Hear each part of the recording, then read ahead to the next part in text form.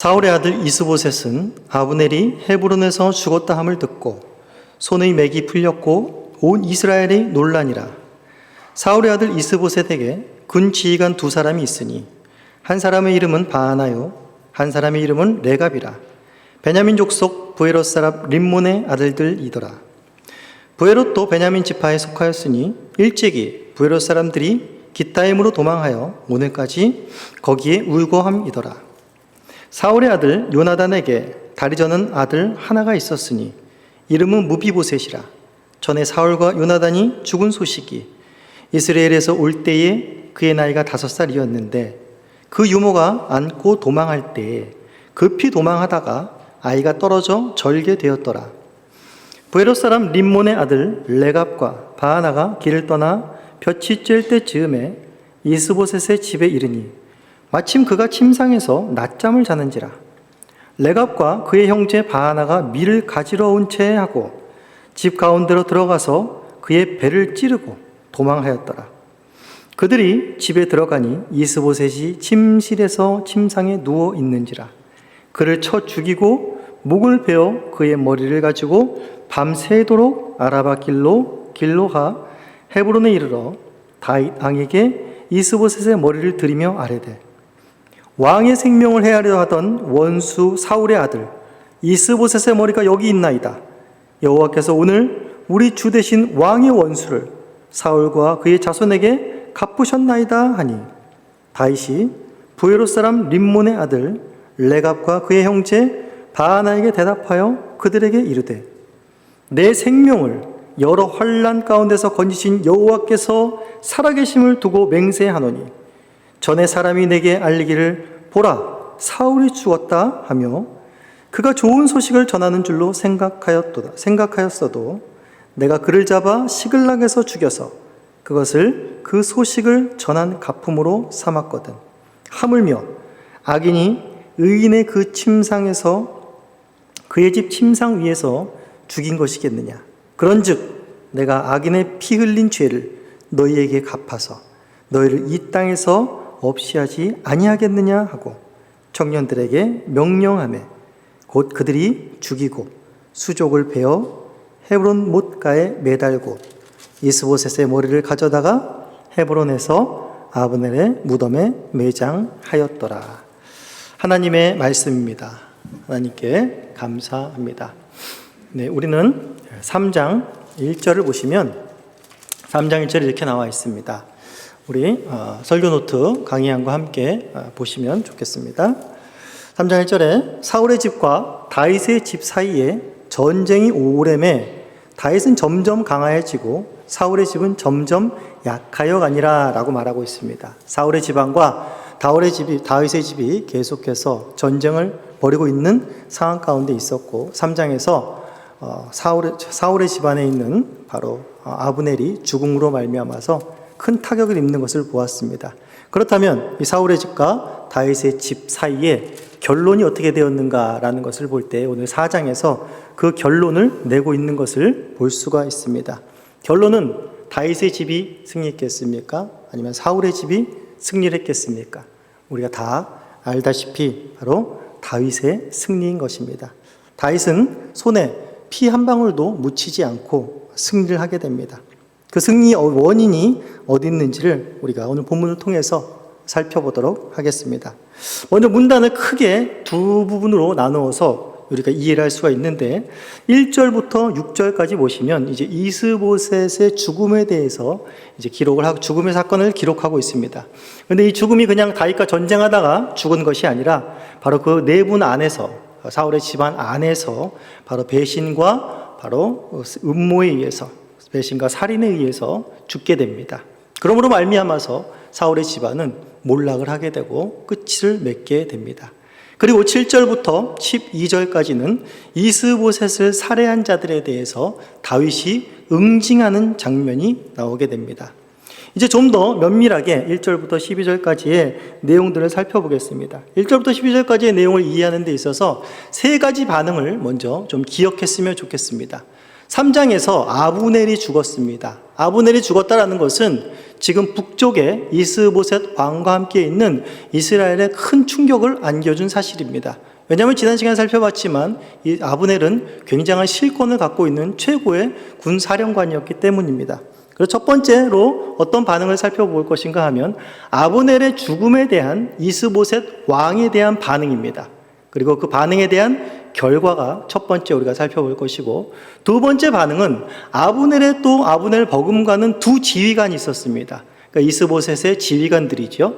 이 두 명의 군 지휘관이 아브넬의 죽음의 소식을 듣고 어떠한 반응을 보였으며 또한 그 반응에 대한 결과가 무엇인지를 두 번째 살펴볼 것입니다. 그리고 이제 그 두 지휘관에 대한 이스보셋을 죽인 그 두 지휘관에 대한 반응을 다윗의 반응이 세 번째입니다.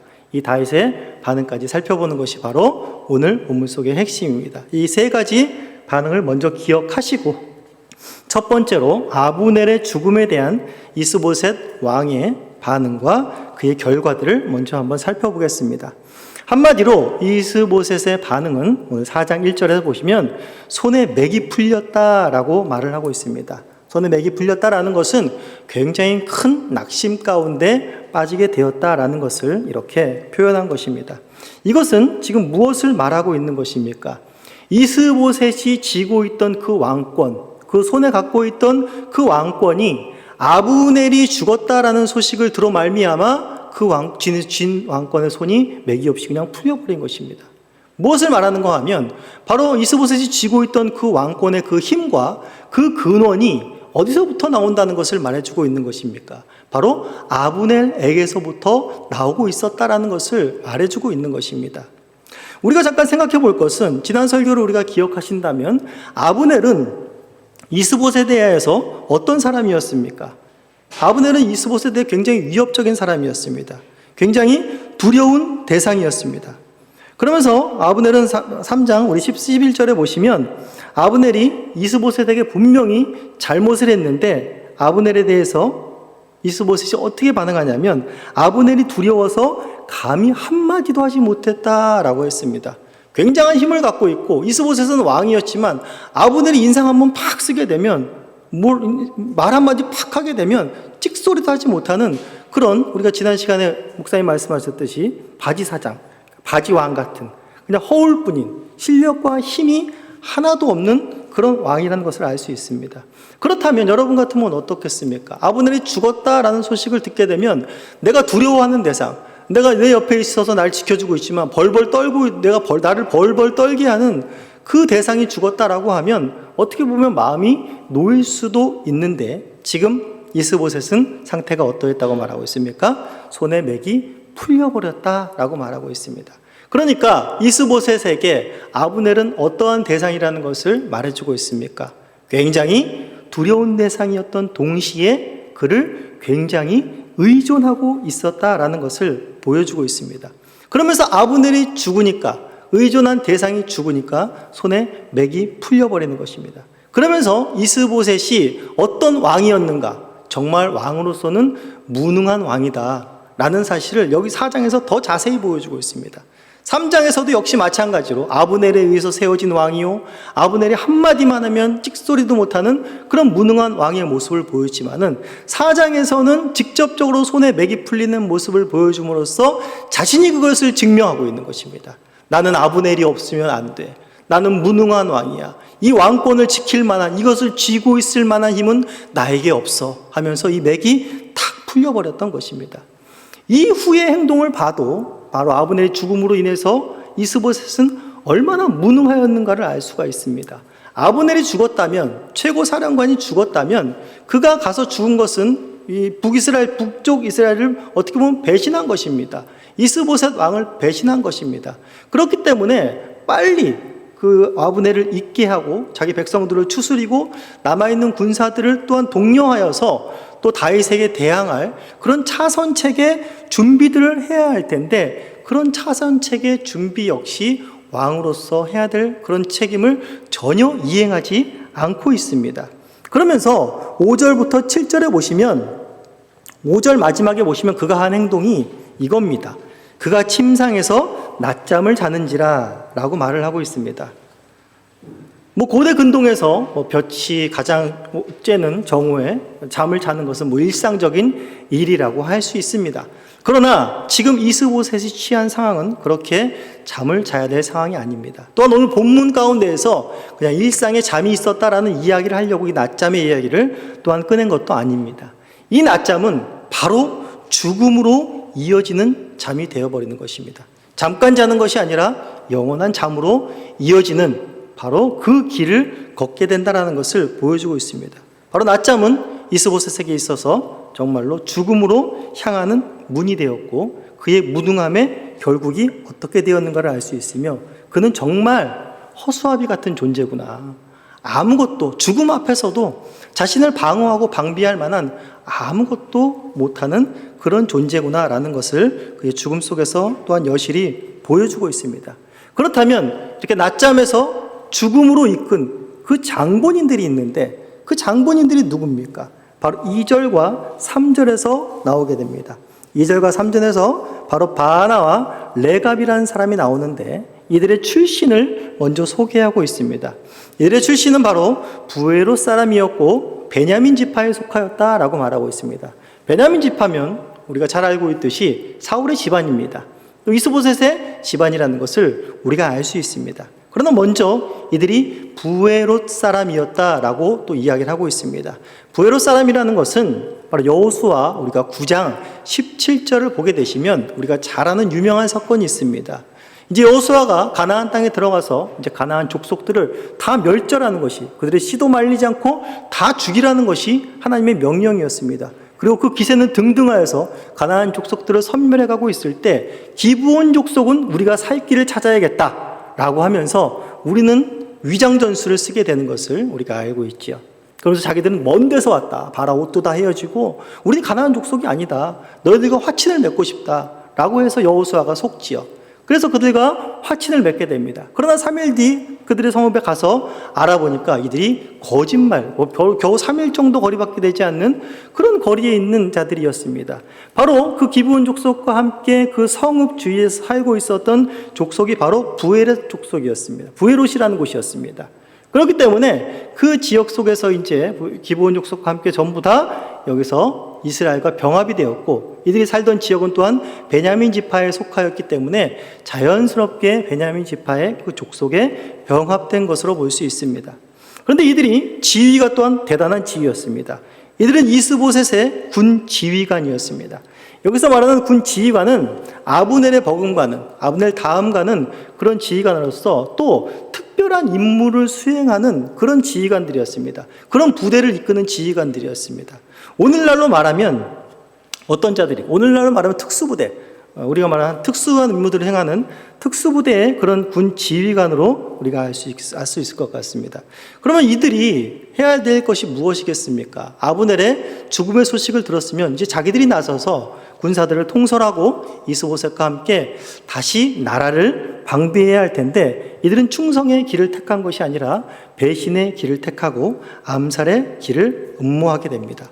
이 두 번째 사건으로 아브넬의 죽음의 소식을 듣고 이 두 명의 지휘관, 이 탁월한 두 명의 지휘관 바하나와 레갑의 반응은 어떠했으며 그 결과는 어떠했는지를 살펴보도록 하겠습니다.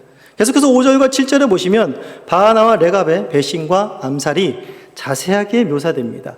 다른 부대, 여러 부대가 있겠지만 또한 특수부대는 굉장히 또한 암살이라는 것, 누군가를 죽인다는 것에 또한 특화된 사람들입니다.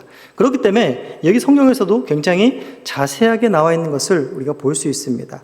5절에서 보시면 먼저 그 살인할 시기와 시간과 공간을 먼저 이들은 채택을 합니다. 어떤 때입니까? 볕이 쬐을 즈음에 그리고 이스보셋이 집에 그가 침상에 있을 시기에 가장 어떤 때입니까? 가장 무방비한 상태, 가장 몸이 편안한 상태, 가장 자신이 위협을 느끼지 않는 그런 상태와 시간들을 택한 것입니다. 탁월한 선택이죠. 그러면서 또한 접근 방법도 굉장히 치밀합니다. 6절에 보시면 레갑과 그의 형제 바하나가 밀을 가지러 온 채 하고 그 집 가운데로 들어갔다라고 말하는 것입니다. 또 특수부대들이 잘하는 것이 위장 전술이지요. 적진에 몰래 침투해 들어가는 것입니다. 밀을 가지러 간 척하면서 집에 자연스럽게 식량을 가지러 온 척하면서 자연스럽게 들어가는 것입니다. 또한 이들의 지위가 있기 때문에 이스보셋에게 다가가는 것까지는 뭐 그렇게 어려운 일이 아니라고 생각됩니다. 그리고 또 살해 방법도 굉장히 오늘 본문 속에서 자세하게 이야기를 하고 있습니다. 여기서 이제 세 개의 동사를 사용하고 있는데 바로 5절과 7절에서 나옵니다. 7절 중반절에 보시면 먼저 그를 쳐 죽였다라고 말하고 있습니다. 먼저 쳤습니다. 그리고 6절 위에 보면 배를 찔렀다라고 말하고 있습니다. 그리고 7절 마지막에 보면 그 목을 베었다라고 이 세 개의 동사를 통해서 아주 명확하게, 아주 잔인하게 이들이 아주 한치의 오차도 없이 치고 배를 찌르고 목을 베어서 이스보셋을 죽인 것을 확인할 수가 있습니다. 얼마나 숙련된 자들이었는지 알 수가 있습니다. 사실 이들은 하는 일이 그것인데 특수적인 인물 한 사람인데 이스보셋 한 사람, 왕이라 치지만 한 사람 죽이는 것은 일도 아닌 것이 바로 이들의 일입니다. 이러한 모습들을 보면서 바로 이스보셋의 마지막까지, 그러니까 무능함으로 말미암아서 그 죽음까지도 얼마나 비참한 죽음이었는가라는 것을 보게 되면서 이 두 지휘관으로 말미암아서 사울의 집안은 종말을 알리게 되는 그러한 비참한 비극으로 북쪽 이스라엘은 끝을 막을 내리게 됩니다. 그렇다면 우리가 7절 마지막에서 또 8절을 보시면 이 사람들이 암살한 의도는 무엇이었겠습니까? 이스보셋을 죽인 의도가 있었겠지요. 바로 그것은 무엇이라고 성경이 말하고 있습니까? 그의 머리를 가지고 밤새도록 아라바 길로 가서 헤브론에 이르러 누구에게 갔습니까? 다윗 왕에게 갔다라는 것입니다. 즉 다윗에게 향하기 위함이었겠죠. 바로 아브넬과 같은 마음이었던 것입니다. 이제 북쪽에는 이스보셋 데리고 해봤자 더 이상 승산이 없다. 그리고 다윗이 지금 치고 올라오는 것 보니까 이 상승세를 우리가 막을 수 없다라는 것이 탁월한 또한 지휘관들의 안목이었을 것입니다. 아브넬은 이미 간파했고 또한 이 두 지휘관도 아브넬의 그 뜻에 그대로 동조하여서 같은 생각으로 다윗에게 넘어가게 하기 위해서 이스보셋의 목을 베었던 것입니다. 그런데 다윗에게 가는 데 있어서 이들에게는 뭐가 필요했을까요? 그냥 가는 것이 아니라 뭔가 보험이 하나 필요했겠죠. 안전책이 필요했겠죠. 왜냐하면 이미 자기네 사령관인 아브넬이 넘어가서 그곳에서 죽었습니다. 죽은 것을 확인한 이들도 알고 있기 때문에 우리는 아브넬처럼 건너가지만 아브넬보다 더 안전한 보험이 있어야겠다. 다윗이 우리를 인정해 줄 만한, 다윗이 우리를 칭찬해 줄 만한, 우리가 그 땅에서 안전하게 살아갈 만한 보험이 있어야겠다라는 생각으로 바로 이스보셋의 목을 취한 것입니다. 그런데 사울의 집안에 보면 이스보셋만이 있는 것이 아니라 2절에 보시면 누구도 나와 있습니까? 바로 무비보셋이라는 사람도 나옵니다. 4절에 보시면 무비보셋이 나오는데 무비보셋도 사울 집안의 왕자입니다. 아들입니다. 무비보셋은 누굽니까? 바로 사울의 아들인 요나단, 다윗과 정말 끈끈한 우정을, 사랑을 나눈 그 요나단, 그 친구의 아들입니다. 무비보셋이 등장을 합니다. 그런데 이 무비보셋 등장하는 이 흐름이 지금 그 두 명의 군 지휘관의 소개와 그리고 그 두 명의 지휘관이 살해를 하는 그 사이에 들어 있습니다. 그렇다면 이 문맥의 자연스러운 흐름으로 보아서 무비보셋이 등장한 것은 여러 가지 견해가 있지만은 무비보셋이 등장한 것은 무비보셋은 다시금 어떤 이스보셋에 이어 사울 왕가를 세울 만한 인물이 못 된다라는 것을 드러내는 것이 1차적인 것이라고 볼 수가 있습니다. 만약에 무비보셋이 사울 왕가를 다시금 일으킬 만한 실력이 되는 사람이었다면 이 두 지휘관이 무비보셋도 가만히 두지 않았을 것입니다. 다윗에게 넘어가기로 작정을 했다면 무비보셋과 이스보셋의 두 명의 목을 베어서 이들은 다윗에게 갔을 것입니다. 하지만 여기서 알고 있듯이 무비보셋은 어릴 때 사고로 인해서 달을 저는 자로서 왕으로서는 그렇게 탐탁치 않은, 그렇게 비중 있는 인물로 이들에게 여겨지지 않았을 것입니다. 또 다른 면으로 생각해 봤을 때도 또 요나단과 다윗이 약속한 것이 있기 때문에 또한 다윗의 그 약속을 지킬 수 있는 여지를 마련한 것이고, 또 사울 집안이 몰락했지만 그 집안에도 여전히 어떤 하나님의 긍휼과 자비가 흐른다라는 것들을 또한 암시하는 내용도 있을 것 같습니다. 그렇게 해서 이제 드디어 사울의 집안이 몰락을 하게 됩니다.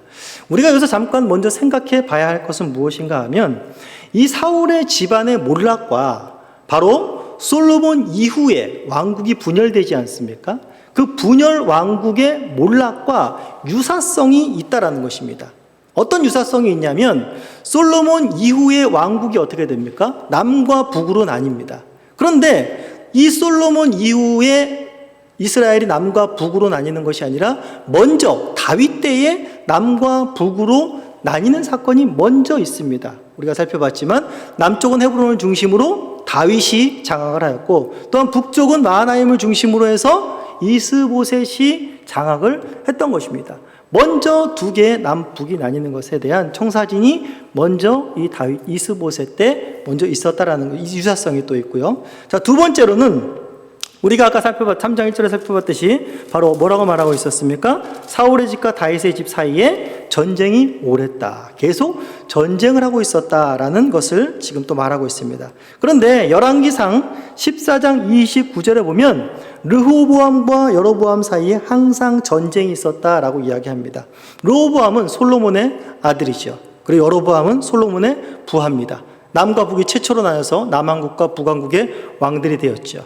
이 둘 사이에 항상 전쟁이 있었습니다. 그리고 북왕국과 남왕국은 계속해서 이어가면서 계속해서 전쟁이 있었다라는 기사들이 반복해서 나오고 있습니다. 이런 점이 또한 유사하고 세 번째로는 좀 더 지금 상황과 유사한 것이 북이스라엘의 상황입니다. 북이스라엘은 남유다에 비해서 왕조가 빨리 바뀌었습니다. 왕이 빨리빨리 바뀌었습니다. 왜 빨리빨리 바뀌었겠습니까? 바로 오늘 본문처럼 계속해서 배신과 암살, 음모가 있었습니다. 부하가 왕을 죽이고 그 위에 올라타고 있고 남유다는 그래도 그 왕조를 아들이 대대로 이어갔습니다. 그런데 북쪽은 틈만 나면 내분이 생기고 또 틈만 나면 부하가 기회를 노리고 음모와 암살이 지배했던 것이죠. 결과적으로 이런 평행관계의 유사성을 갖고 있으면서 결과적으로 지금 사울의 집안도 몰락을 한 것이고 또한 북이스라엘도 동일하게 멸망한 것입니다. 공통적인 멸망의 원인을 우리가 알 필요가 있습니다.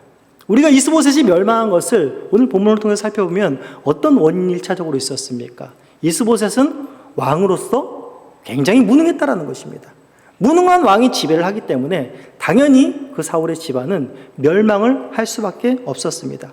그러나 북이스라엘은 무능한 왕만 있지 않았습니다. 북이스라엘 아합과 같은 왕은 굉장히 정치적으로 뛰어난 왕이었습니다. 북쪽에는 탁월한 왕들도 많았습니다. 그런데 북쪽도 역시 망하는 결과는 마찬가지입니다. 하지만 공통점이 있습니다. 공통점은 무엇인가 하면 이스보셋의 망함도 그렇고 북이스라엘도 망함도 그렇고 망함에 대한 결과를 불러오는 것은 어떤 한 왕이 유능하냐 무능하냐가 아닙니다. 성경이 말하는 것은 이 자들이, 이 나라가, 이 왕이, 이 백성이 유능하냐 무능하냐가 아니라 그들이 누구를 두려워하며 그들이 누구를 의지하느냐 이것에 따라서 멸망하느냐 다시 살아나느냐 여기에 갈림길이 놓여 있다는 것입니다. 이스보셋이 의지했던 것은 무엇입니까? 이스보셋이 두려워하며 철저하게 의지했던 것은 바로 아브넬이었습니다. 북이스라엘이 두려워하면서 철저히 의지했던 것은 무엇입니까? 바로 이방이었습니다. 주변의 강국들을 두려워했고 또한 그들을 의지했습니다. 우상을 철저하게 의지했던 것이 북이스라엘이었습니다. 둘 사이의 공통점은 무엇인가 하면 하나님을 떠났다라는 것입니다.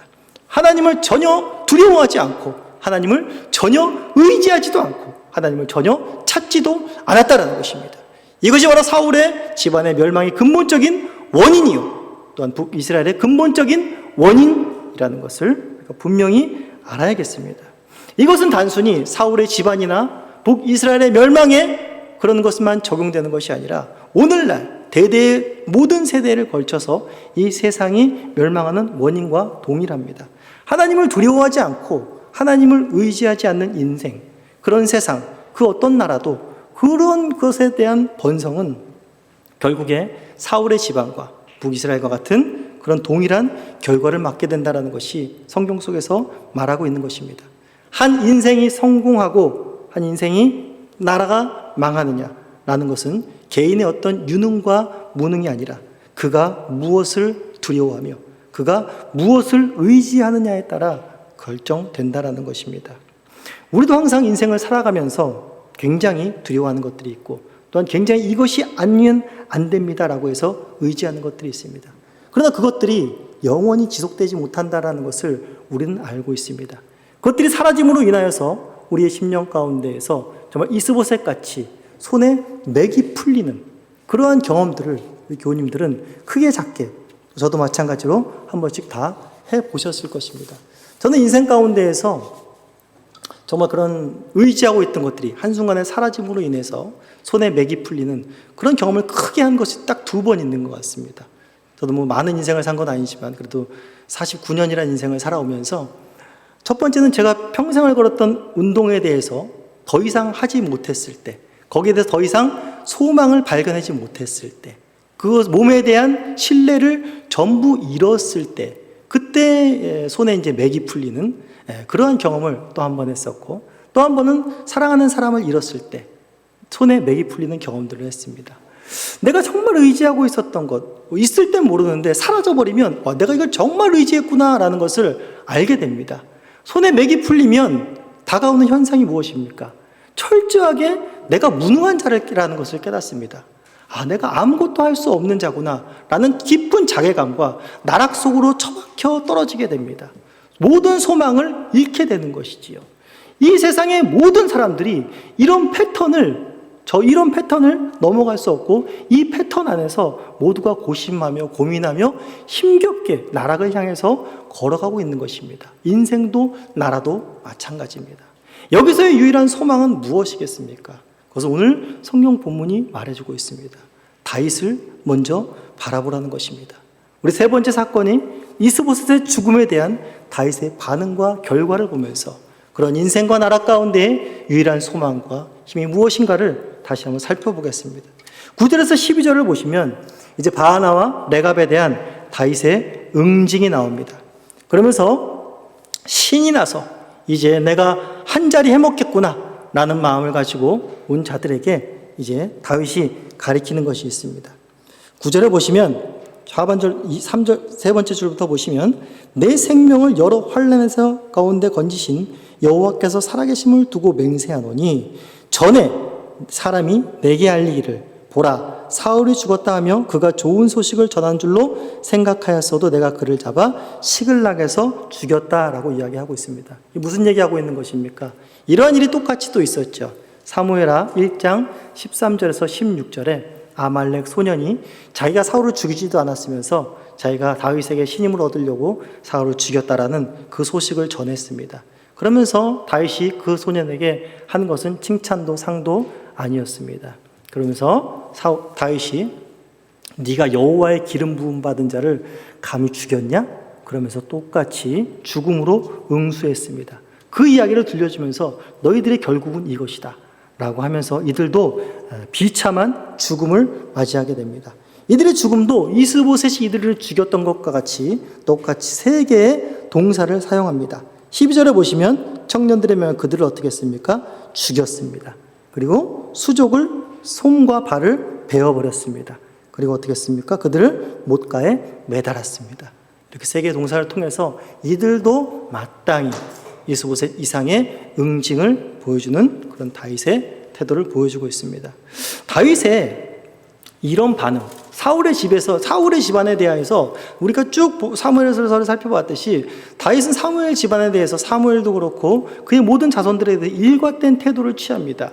맞붙어 싸운 적이 한 번도 없습니다. 그러면서 계속적으로 피하고 또한 그들 앞에서 하나님을 의지하는 모습을 보이는데 이런 원인이 어디 있겠습니까? 결국 다윗은 이러한 행동으로 말미암아 이러한 반응으로 말미암아서 다윗은 결국 승리하게 되고 왕으로 오르게 됩니다. 다윗이 이렇게 반응할 수 있었던 이유는 단 하나입니다.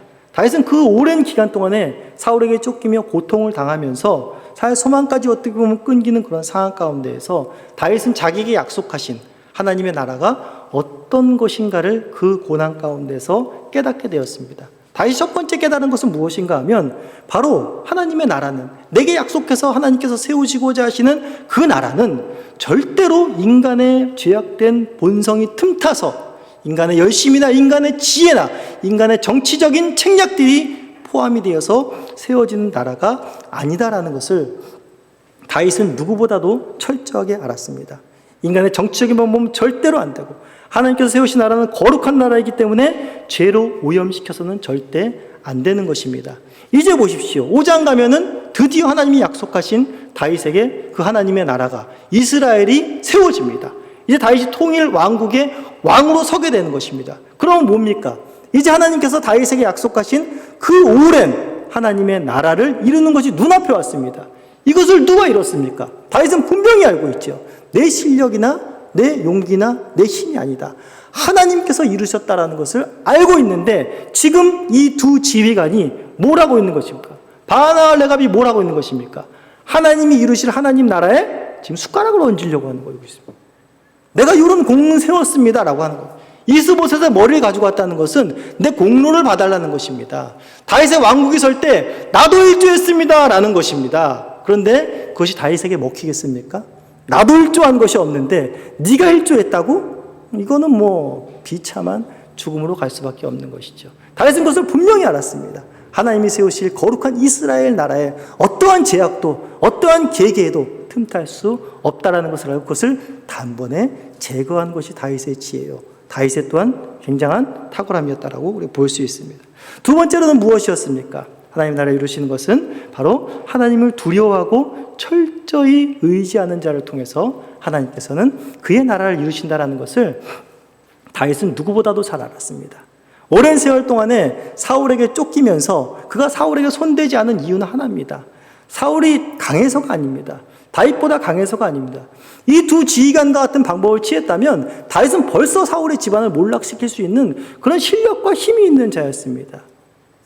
다윗은 그 오랜 기간 동안의 환난 속에서 배운 것은 무엇인가 하면 다윗이 인식하고 다윗이 바라봤던 것은 사울을 두려워하는 것이 아니라 바로 사울을 왕으로 세우신 하나님을 두려워하는 데 있었습니다. 그리고 하나님이 하실 것이라는 하나님을 철저하게 의지하는 신앙 가운데 있었다라는 것입니다. 이것이 바로 다윗이 승리할 수 있는 요인이었고 바로 하나님께서 이루시고자 하시는 하나님의 나라의 기본적인 원리였다라는 것입니다. 이제 사울 왕과는 몰락을 합니다.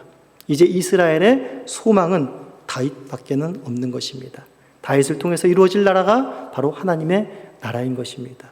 오늘날에도 우리에게는 다윗이 있지 않지만 다윗의 자손으로 오신 예수 그리스도 우리의 왕이 계신 것을 우리는 분명히 알아야겠습니다. 그분으로 말미암아 우리는 이 땅 가운데에 소망이 없고 이 땅은 계속해서 우리가 대선을 준비하고 있지만 우리가 보면서 목사님께서도 기도하셨지 않습니까? 계속해서 뉴스 속에서는 실망스러운 모습뿐입니다. 세상의 정치는, 세상의 나라는 누군가를 밟아야 됩니다. 거기에는 음모가 있고 술수가 있고 그렇게 해서 밟고 일어나서 왕이 되고 나라를 다스려 가게 됩니다. 그런 나라에는 어느 나라도 소망이 없다라는 것을 우리는 분명히 아셔야 됩니다. 그럼에도 불구하고 신자는 이 땅을 그 나라 가운데서 살아갈 수 있는 힘과 소망이 있습니다. 그것은 무엇입니까? 단 하나입니다. 바로 우리의 왕 되신 그리스도께서 이미 하나님의 나라를 이루셨고 우리는 그분의 통치하에 살아간다는 그런 복된 백성임을 우리는 알기 때문입니다. 그렇기 때문에 이 자리에서 우리는 예배하고 있는 것이고 철저히 이 세상이 아닌 하나님을 두려워하고 하나님을 의지하는 신앙 속에서 올 한 해도 우리 안에 손에 맥이 풀리는 일이 있을지라도 맥이 풀리는 일은 없었으면 좋겠습니다. 그러나 그러한 일이 혹시라도 다가올지라도 하나님께서는 우리를 통치하고 계시고 그리스도께서 여전히 우리를 보호하시며 그의 섭리 가운데 지키신다는 사실을 명심하시고 복된 한 해를 보내시는 하나님의 나라를 누리시는 저와 여러분들이 되기를 간절히 소원합니다.